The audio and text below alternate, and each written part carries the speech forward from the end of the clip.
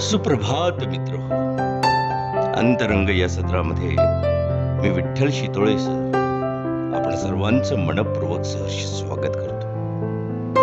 संघर्ष हे निसर्गाचं आमंत्रण आहे आणि हे आमंत्रण जो स्वीकारतो तोच पुढे जातो. शांतता हे प्रत्येक प्रश्नाला दिलेलं सुंदर उत्तर असतं आणि संयम हे परिस्थितीला दिलेलं प्रत्युत्तर असते. मन ओळखणाऱ्या व्यक्तींपेक्षा मन जपणाऱ्या व्यक्तींसोबत असणे आवश्यक आहे. कारण ओळख ही काही क्षणांपुरती असते, पण जपवणूक आयुष्यभरासाठी असते.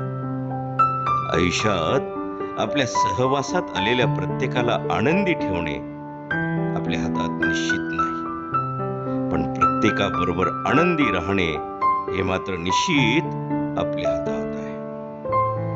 आणि म्हणून तर मित्रांनो, सल्ल्यातून शहाणपण नक्कीच मिळतं, पण अक्कल ही अनुभवातूनच मिळते.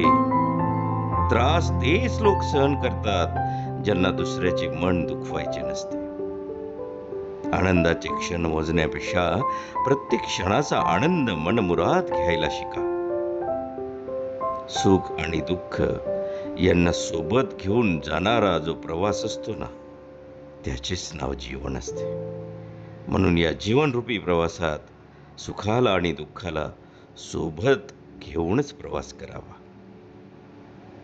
हेच खरं मानवी जीवन आहे.